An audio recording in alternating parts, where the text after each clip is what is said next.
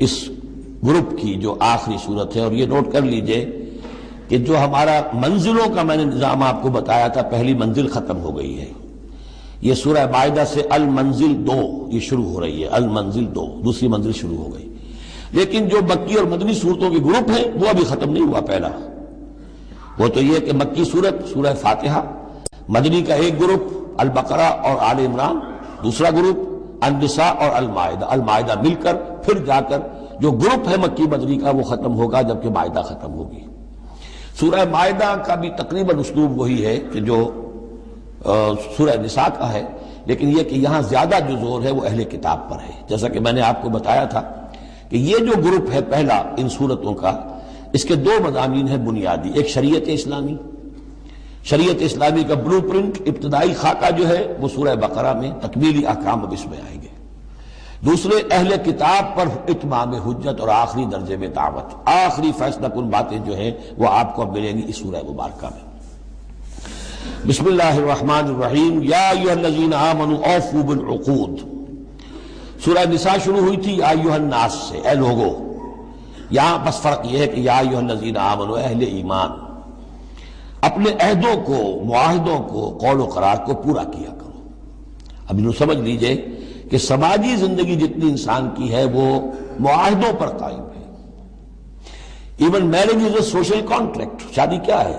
ایک معاہدہ ہے ایک مرد ایک عورت کے مابین ساتھ رہنے کا، ساتھ زندگی گزارنے کا.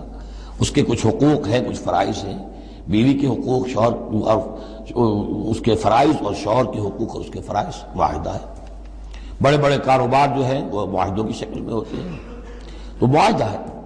اور بھی سوشل کانٹریکٹس ہے کہ جو ہمارے ہاں employer employee relationship is a contract.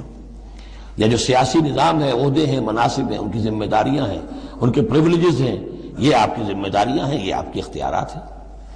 تو ایک ہی شے اگر پوری ہو جائے، اوفوا بالعقود، جو بھی عقد ہو. عقد کہتے ہیں گرہ کو، عقدہ کہتے ہیں، عقدہ گرہ. عقد ہے کوئی چیز بند گئی، بس طے ہو گئی، فیصلہ ہو گیا، وہ عقود ہے.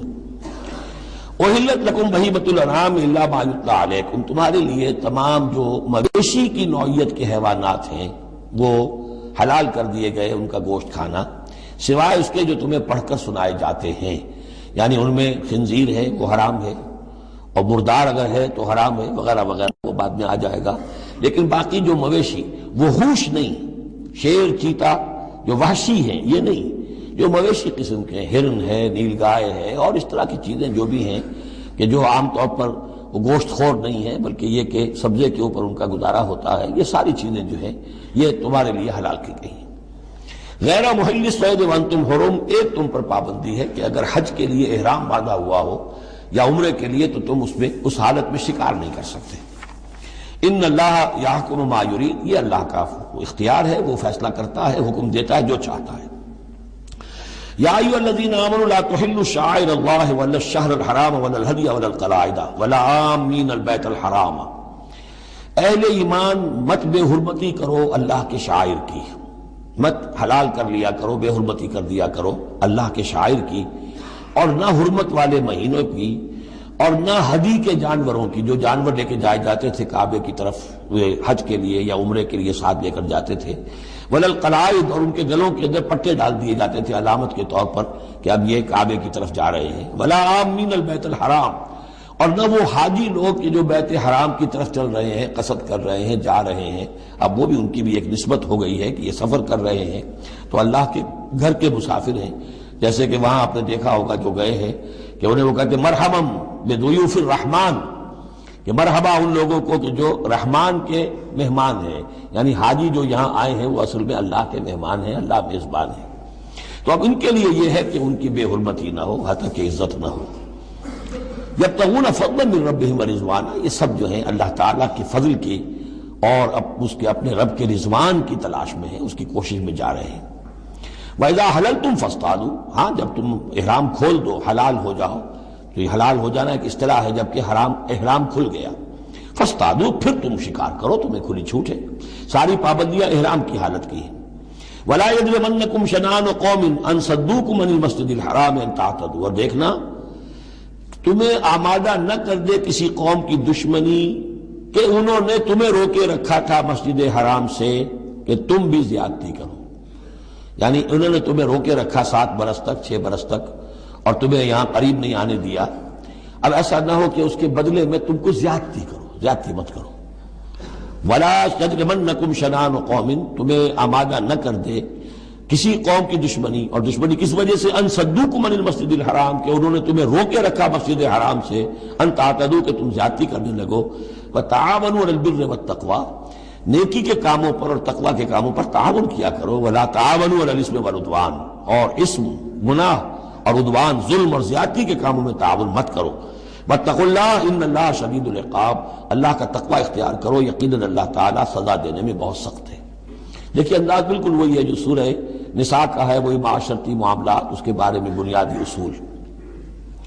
اب یہاں پہ پھر وہ آ رہی ہے آخری مرتبہ یہ آیت اور مزید وضاحت کے ساتھ. حرمت علیکم المیتۃ، تم پر حرام کیا گیا مردار، جو خود اپنی موت مر گیا جانور، وہ حرام ہو گیا. والدم، دم اور خون، ولحم الخنزیر، اور خنزیر کا گوشت، وما اہل لغیر اللہ بہ، اور جس پر پکارا گیا اللہ کے سوا کسی اور کا نام، کسی اور کے نام نامزد ہے، کسی اور کا تقرب حاصل کرنے کے لیے اس کا وہ جو ہے ذبح کیا جا رہا ہے. والمنخنقۃ، اور وہ جانور جو گلا گھٹنے سے مر گیا. کبھی ایسا ہوتا ہے کہ کوئی بکری ہے یا کچھ اور ہے، وہ اپنی زنجیر جس میں بندھی ہوئی ہے اسی کا کوئی پھندا ایسا لگ جاتا ہے، اب وہ جتنی کوشش کرتی ہے اس پھندے سے نکلنے کی وہ گلا گھٹ جاتا ہے، مر جاتی ہے. تو یہ بھی مردار کے حکم میں ہے. والموقوذۃ، یا چوٹ لگنے سے کسی جانور کی موت واقع ہو گئی، وہ بھی مردار کے حکم میں ہوگا. والمتردیۃ، یا اونچی جگہ سے کہیں سے کوئی جانور گرا ہے، گردن ٹوٹ گئی ہے، مر گیا ہے، وہ بھی مردار ہے. والنتیحۃ، کسی اور نے جانور نے سینگ مارا ہے، اس کے صدمے سے وہ ہلاک ہو گیا ہے جانور، تو وہ بھی حرام ہو گیا. یعنی میتہ کی مزید 4 قسمیں. یہی نہیں ہے کہ کسی بیماری سے جانور مرا ہو، لیکن یہ کہ یہ مرنے کی، ذبح ہونے کی نوبت نہیں آئی، اس کے جسم سے خون نکلنے کا امکان نہیں رہا، اس کا خون جو ہے اس کے جسم کے اندر ہی جم گیا ہے، اس کے گوشت کا حصہ بن گیا ہے، لہذا وہ مردار کے حکم میں ہے. وما اکل السبع الا ما ذکیتم، اور جسے کھا لیا ہو درندوں نے مگر یہ کہ جسے تم ذبح کر لو. فرض کیجئے کہ کسی شیر نے یا کسی چیتے نے کسی ہرن کے اوپر حملہ کیا، لیکن اس سے پہلے کہ وہ ہرن مرتا وہ شیر بھاگ گیا، آپ نے کوئی فائر کیا وہ بھاگ گیا، ابھی ہرن میں جان ہے، آپ نے جا کے ذبح کر لیا تو وہ پھر آپ کے لیے جائز ہے، کیونکہ ابھی اس میں جان تھی، ذبح آپ نے کیا ہے، تو اب یہ کہ اس میں سے وہ خون نکل جائے گا. تو جہاں جہاں شیر کا منہ لگا ہو اس حصے کو کاٹ کر پھینک دیجئے، باقی آپ کھا سکتے ہیں. الا ما ذکیتم، سوائے اس کے کہ جسے تم نے ذبح کر لیا. وما ذبح علی النصب، اور یہ بھی تمہارے لیے حرام کیا گیا کہ تم استھانوں پہ جا کر ذبح کرو. یہ خاص جگہ ہے، یہ خاص جو ہے وہ کسی ولی اللہ کا بازار ہے، وہاں جا کے ذبح کرنا، یا کسی دیوتا یا دیوی کا کوئی استھان ہے، وہ بھی اب حرام ہو گیا. وَأَن تَسْتَقْسِمُوا بِالْأَزْلَامِ، یا جوئے کے تیروں کے ذریعے سے تقسیم کرو. یہ بھی ایک جوئے کی شکل ہو جاتی تھی. وہ لوگ یہ کرتے تھے، قربانی اپنی کی، اس کے بعد گوشت کے ڈھیر لگا دیے، اب تیروں کے ذریعے سے جوا کھیل رہے ہیں تو بڑے بڑے ڈھیر جو ہے اس کے اندر داؤ پر لگ رہے ہیں. ذالکم فسق، یہ تمام چیزیں جو ہیں گناہ کے کام ہیں. الیوم یئس الذین کفروا من دینکم، دیکھو اب یہ کافر لوگ تمہارے دین سے مایوس ہو چکے ہیں، یعنی یہ سمجھ چکے ہیں کہ نظام تو اب اللہ ہی کا رہے گا. اب یہاں پر چونکہ سورہ مائدہ جیسا کہ میں نے اس کی آخری صورتوں میں سے ہے، لہذا اب انہیں یہ تو توقع نہیں ہے کہ اسلام کا راستہ روک سکیں گے، لیکن وہ یہ ضرور چاہیں گے کہ اس قسم کی چیزیں تمہارے اندر جاری رہیں، اس طرح کی چیزیں جیسے ہمارے ہاں بھی ہندوانہ اثرات چلتے رہے بہت عرصے تک، اب بھی چل رہے ہیں. تو الیوم یئس الذین کفروا من دینکم، تمہارے دین سے تو وہ مایوس ہو چکے کہ اب یہ دین تو انہی کا ہوگا اور ہمارا دین ختم ہوا. فلا تخشوہم واخشونی، تو اب ان سے مت ڈرو، مجھ سے ڈرو. الیوم اکملت لکم دینکم، آج کے دن میں نے تمہارے لیے تمہارے دین کی تکمیل فرما دی ہے. واتممت علیکم نعمتی، اور تم پر اتمام فرما دیا ہے اپنی نعمت کا. ورضیت لکم الاسلام دینا، اور تمہارے لیے میں نے پسند کر لیا ہے ہمیشہ ہمیش کے لیے میرے ہاں پسندیدہ اور مقبول دین صرف اسلام ہے. فمن اضطر فی مخمصۃ، اب یہ جو حکم دیا گیا تھا یہ چیزیں حرام ہیں، تو لیکن کوئی شخص اگر اضطرار میں آ جائے، شدید فاقہ ہے، بھوک ہے، جان نکل رہی ہے، غیر متجانف الاسم، اس میں گناہ کی طرف کوئی رجحان نہ ہو، کوئی شرارت دل کے اندر نہ ہو کہ میں نے واقعی یہ سور حرام ہے لیکن ذرا چکھ کے دیکھنا ہی ہے آج تو کیسا ہے، نہیں، جان پر بنی ہوئی ہے لیکن اس قسم کا خیال کوئی نہ ہو. فإن اللہ غفور الرحیم، تو اللہ تعالیٰ غفور اور رحیم ہے. یسألونک ماذا احل لہم، اے نبی آپ سے پوچھتے ہیں کہ ان کے لیے کیا کچھ حلال ہے؟ قل احل لکم الطیبات، تمہارے لیے سب پاکیزہ چیزیں حلال کر دی گئی. وما علمتم من الجوارح مکلبین تعلمونہن مما علمکم اللہ، اور جو تم چھوڑتے ہو سدھاتے ہو شکاری جانوروں کو، جنہیں تم چھوڑتے ہو شکار کے لیے، انہیں تم نے سدھایا ہے سکھایا ہے اس میں سے کہ جو اللہ نے تمہیں سکھایا ہے.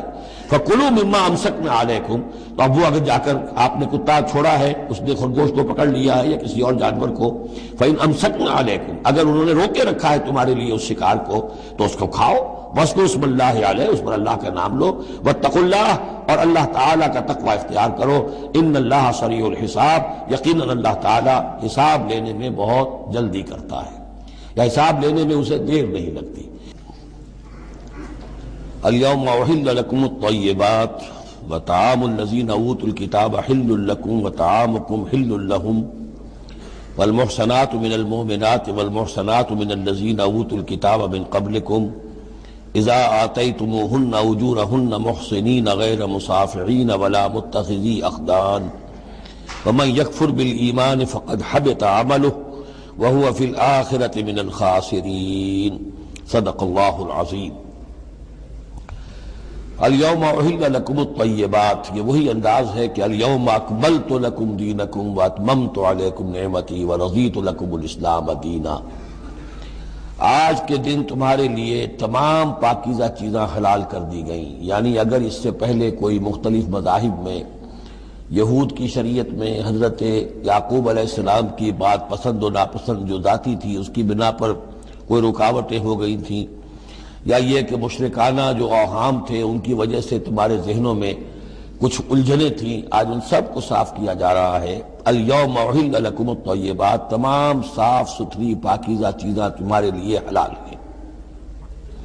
وطعام الذین اوتوا الکتاب حل لکم، اور ان لوگوں کا کھانا بھی کہ جنہیں کتاب دی گئی تھی تمہارے لیے حلال ہے. لیکن اس میں ظاہر ہونا چاہیے کہ ان کا کھانا کہ جو ظاہر بات ہے کہ اگر عیسائی سور کھا رہا ہوگا تو وہ ہمارے لیے حلال نہیں ہوگا. مطلب یہ کہ ان کا گوشت ذبح کیا ہوا اگر ہو حلال جانور کا تو وہ ہم کھا سکتے ہیں. جانور حلال ہو، اور نمبر دو کہ اسے ذبح کیا گیا ہو. وطعامکم حل لہم، اسی طرح تمہارا کھانا بھی ان کے لیے حلال ہے.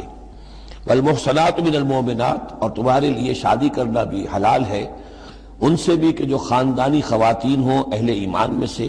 والمحصنات من الذین اوتوا الکتاب من قبلکم، اور خاندانی خواتین ان لوگوں کی کہ جنہیں کتاب دی گئی تھی تم سے پہلے. یعنی مسلمان مرد جو ہے عیسائی اور یہودی خاتون سے شادی کر سکتا ہے. اذا آتیتموہن اجورہن، جب کہ تم انہیں ادا کر دو ان کے مہر.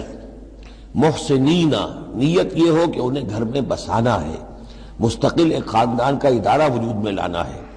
غیر مصافحین، صرف شہوت رانی کے لیے نہیں، صرف مستی نکالنے کے لیے نہیں. ولا متخذی اخدان، اور نہ ہی کہ چھپی دوستی یاریاں بنانے کے لیے.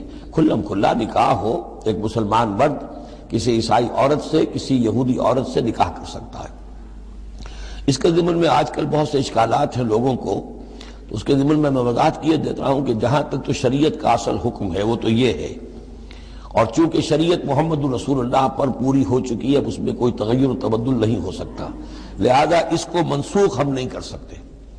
یہ تو قانون جو ہے قائم رہے گا، اور یہ اس کا جواز جو ہے، یہ اس کا جو کچھ لوگوں کو اس کے خلاف جو مصلحتیں نظر آتی ہیں وہ اپنی جگہ پر صحیح ہیں، لیکن اس کے باوجود قانون کو بدلا نہیں جا سکتا.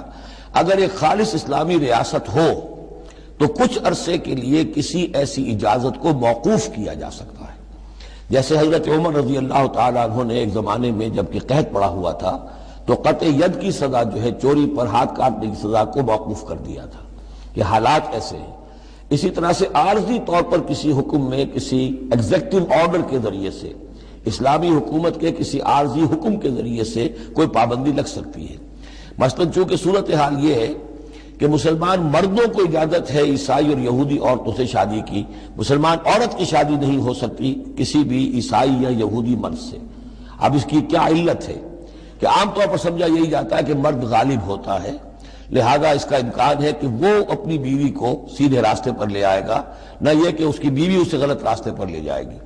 دوسرے یہ کہ اس زمانے میں اولاد ہوتی تھی مرد کی، تو گویا کہ ثابت تھا کہ جو اولاد ہوگی وہ ماں پر نہیں ہوگی، عیسائی نہیں ہوگی، یہودی نہیں ہوگی، بلکہ وہ مسلمان ہوگی۔ دوسرے اس وقت مسلمانوں کا غلبہ ہو گیا تھا اور یہودی عیسائی جو تھے وہ ان کے گویا کہ تابع ہو چکے تھے۔ تو نفسیاتی اعتبار سے یہ دونوں صورتیں اس وقت بدل چکی ہیں۔